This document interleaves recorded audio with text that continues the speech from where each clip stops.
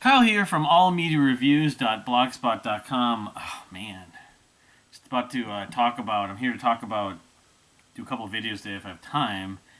Just learned about Leslie Jordan of many television programs. Most recently, Call Me Kat, which the truth is, I actually was. Call Me Kat was really the first thing I watched with him. That I regularly knew him. I had seen him in some other shows, but died in a car crash, I guess, just this morning on Monday morning.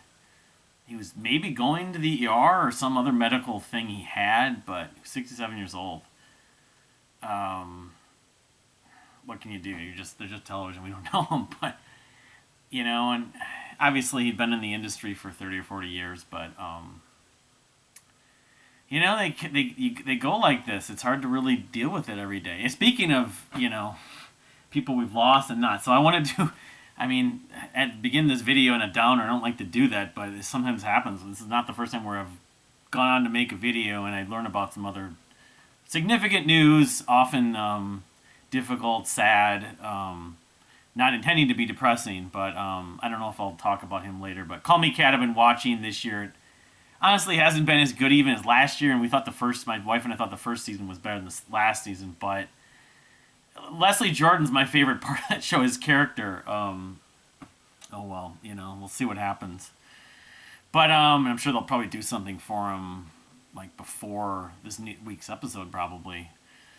I'm here to talk about the King Crimson documentary, and I think I'll just do these. All right, I'm going to talk about the King's X concert that I streamed last night too. But first and foremost, the King Crimson documentary, titled "In the Court of the Crimson King, King Crimson at 50," was made, I guess, mostly in like 2018 and 2019, maybe a little in 2017. Directed by, I forget the guy's name. He was Toby Ames. Amies.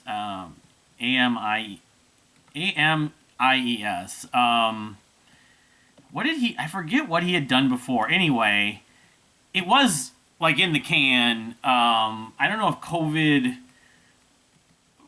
played a big part on trying to get it and why it took maybe as long as it did to kind of get out there. He's done some interesting stuff, some out there stuff. No real music that I can tell, but he's best known for The Man Whose Mind Exploded and some other stuff. Alien Sex Party. He's done some acting. Anyway, Toby Amies or Ames, Amies. So I heard about this documentary. Yeah, I want to say it was a couple of years ago, maybe around 2020, 2021. And they were trying to shop it for Sundance and everything. And it basically is it's not like a traditional band music documentary where they just kind of go back in time and tell things from beginning, the origins to present day, or percentage of that at least. It does dive a little bit into that, and it has the traditional, most expected interviews with most of the band members in the history of King Crimson, and in the case of King Crimson, they have quite a lot. The only thing that it doesn't have, which is kind of nice in a way, but it would have also been nice in a different way, was it doesn't really have a lot of interviews, if any, really, of members that aren't from King Crimson, or at least aren't from King Crimson, or like worked with them, like in the production. It has some interviews with fans, although it's not extensive, but it has. What it really is he followed them around on tours. So I want to say it was probably multiple tours. It was in the years of 2018, 2019, maybe 2017. I'm wearing my court. I have another King Crimson T-shirt that's from the last tour. I saw them in 2017. I mean, a history of seeing King Crimson. I only had seen them once before in 2001 in St. Paul with John Paul Jones opening. That was with Adrian Belew. I've seen Robert Fripp's guitar orchestra Craft once at a church about 7 or 8 years ago. I forget what year it was. Maybe it was 2015. Anyway, that's my experience really with. I've seen members of King Crimson do other things. And most recently, I just saw Adrian Belew live, former member of King Crimson. California Guitar Trio, I've seen many times, and just different members. Bill Bruford, I saw once. So it has members of past members. That was some of the most interesting parts. And what it really was talking about some of the past, some of the current King Crimson. Not that much about why. Adrian Belew did get into a little bit about why he's not in the band anymore and sort of experience. A lot of it actually was a lot of it was about Robert Fripp. There's a lot of content of Robert Fripp, rightfully so. And Robert Fripp is very. Most people that watch this film that know King Crimson know Robert Fripp's personality for the most part, and he's very eccentric. Isn't maybe the perfect word, but it fits. He's got a personality. He has almost a dry sense of humor, but he never breaks humor that much. So sometimes I'm not fully clear on whether it is purely humor or if he's just being serious. You watch his videos, though, with his wife, Toya, and he definitely has a sense of humor. But there's a lot of him that is very much of that same mindset. This is what the band's supposed to do. This is what the music's supposed to be like. He practices the way that John Mayung practices with Dream Theater. He practices every day. He has to, and he's been doing this for 50 plus years. It's kind of crazy, but he believes that if he doesn't practice, at least while he's on tour, he won't be in well enough condition to actually perform like he expects to. And it's kind of weird. He was actually at the screen. It was a stream, and the thing is, you can purchase the DVD / Blu-ray, which is going to be the standard one's coming in a couple weeks, like November 11th, and then there's the box set, which is through Digital Global, DGM.com, that website they've had, or DGM Live, whatever it is, for, basically since the internet started, since the late 90s. Digital Global Mobile has been like the website for all things King Crimson since the internet was available almost. It's available, it's coming like December 2nd or something like that. And how much the stream was? It was like $25, and you had 2 days to watch it. You didn't have to watch it necessarily live while it's happening. I tried to kind of, but I didn't. I watched some of it live, but a lot of people I know decided to pass on it and just buy the DVD or buy the Blu-ray, which probably I should have in retrospect, but I don't know. It was interesting to see Robert do the discussion, and then he did a Q&A afterwards, and Toby was there too, and I guess many of the former members of King Crimson that were interviewed in the film were there too. It was somewhere in the UK, in England. You had your names.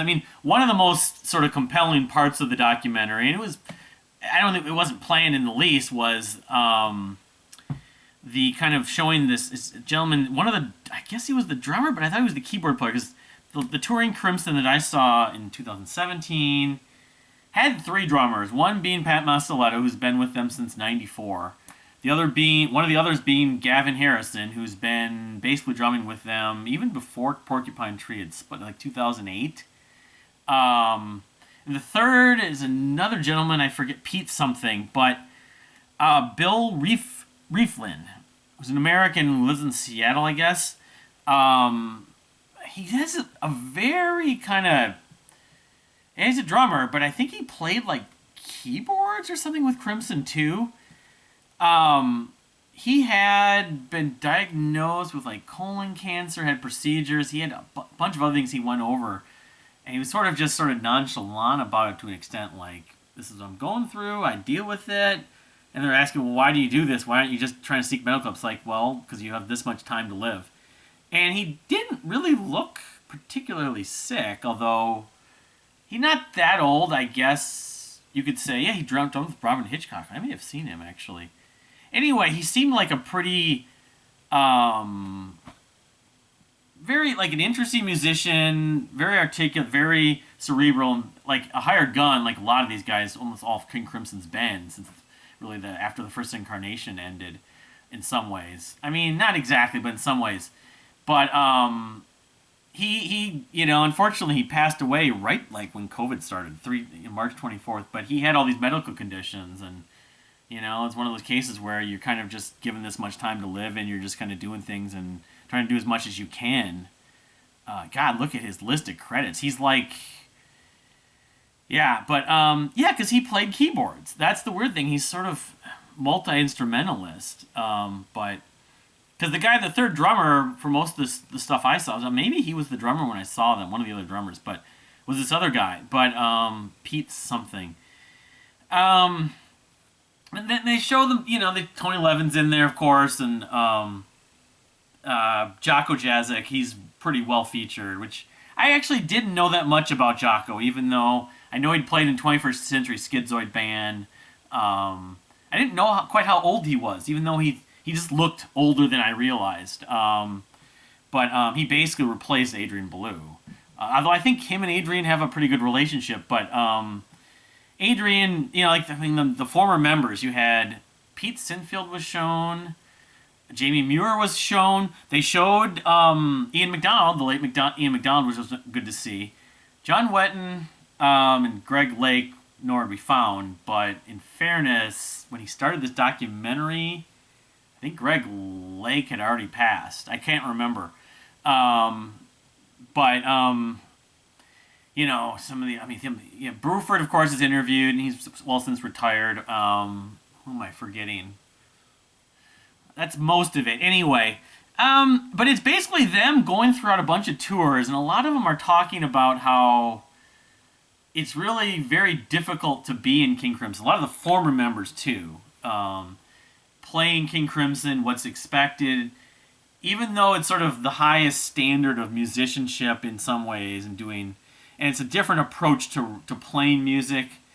And it's they did the Q&A with Robert afterwards. They showed some stuff with Robert where he met this guy. There was like this it was like for a couple, like a minute and a half, 2 minutes, Robert just went silent. He saw this gentleman back in the late 60s who gave him some advice. I forget his name now. And Robert was trying to explain what he said back to him, and Robert just like sitting there silent for quite a while. It was intentional that the filmmaker, Toby wanted to keep that in there. It was weird.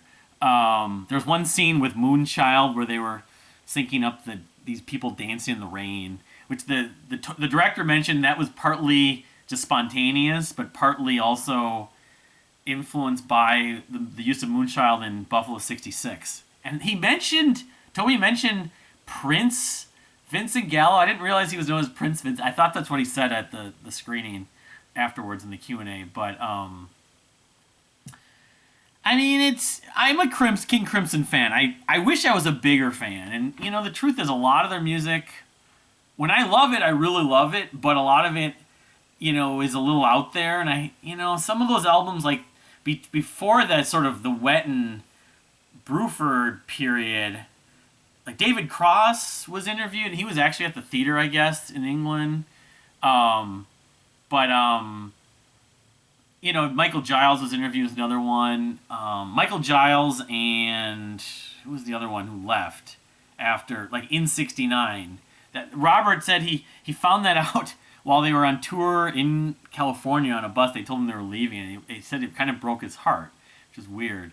I mean, Robert Fripp obviously has a dedication and a love and sort of commitment to King Crimson, but he looks like King Crimson more of sort of like an idea as opposed to actually an entity. It's weird. It's very philosophical, almost metaphysical in some ways, which I can understand that and why he's got a completely different way of looking at like music and art and what it's really doing, what its uses, what its purpose is, than most rock musicians especially, and just musicians in general. It's very almost meditative and spiritual in some ways. But it's weird how Robert Fripp, while he keeps himself very like pristine and very proper, he just has he doesn't have a rock star personality, but it's very much of a what's the word? Not lackadaisical, but it's like he's not playing classical music, but he's not playing rock music. It's something where he's sort of combining both ethoses together. That's what Crimson is. It's sort of an evolutionary sort of thing with ideas and feelings and thoughts and whatever. It's almost like metaphysical. Maybe he sometimes thinks he's kind of going back in time and then going forward in time. And like King Crimson's done, but are they really done? someone asked him at the theater, what about any new music? And he says, well, we have what is it, Action? Not Call to Action. The last, like, live recording, because I think it was Blue who said, like, King Crimson's always about moving forward and doing new things rather than performing things from the past, even though the belief is Robert's saying, well, you can play it differently, which is true, like a jam band mentality or jazz specifically even. Music that's performed doesn't need to be performed the exact same way every time. But I don't know. It was similar to, like, I think it was the Rush documentary, not and Beyond the Light Stage, but there was a Beyond the Light Stage, but one of the other ones where it was a lot of, like, behind the scenes of the members of King Crimson and their touring group. Basically, what their daily kind of lives are like, what their beliefs of the way the band is, what's required, what their view of Robert's sort of approach to them. I mean, he is the boss. It's a little bit like Prince was with his bands, but Robert doesn't necessarily see it that way. But it's weird. It's like the one guy said, well, it was Jocko. Yeah, Jocko was infinitely more nervous trying to play guitar in front of Robert than he would be to play to any number of people on stage. And because Robert Fripp has that sort of intimidating presence about him, it's weird. If you don't think about it, it's a little bit like Neil Peart. You don't think about it, then you just kind of relax and just don't worry about it, don't care. But Robert Fripp sort of evokes that. I mean, I guess in some ways the documentary brought Robert down to earth a bit, in that, yeah, he's a genius, but at the same time he's just trying to make things like sort of rudimentary and, normal. He doesn't want things to become abnormal. Even though he thinks it's magic in a way, what they're doing, that to see the expression and even though he has that whole thing about you can't take pictures, he'll throw you out of the concert. One fan said there was an interview, one of the shows. Yeah, he had been thrown out of a concert. He came back. They took his film out and stuff of his camera. So. Anyway, well, if you did see the King Crimson documentary and the Court of the Crimson King Crimson at 50, what were your thoughts? I mean, it wasn't a typical music documentary. It's very kind of compelling and more about sort of the challenges and life of playing King Crimson music live and having all this history. So there was some older stuff, but it was like 80 to 90%, just behind the scenes, and some of the music, there wasn't a lot of live music performances seen in just snippets, really. But it was fine. There was enough of their music in it they used, like, kind of overlaying and stuff like that. But what was your thoughts about that? If you haven't, spoiler, of course, they'll put that in there. Get the DVD in the next few weeks or in December. But thank you for watching. Please subscribe if you haven't subscribed. Again, rest in peace, Leslie Jordan. Unforeseen news to learn about, an actor on one of the shows that my wife and I watch regularly that's sort of been like a savior in some ways for COVID. But, he will be missed. But thank you for watching. We'll see you next time.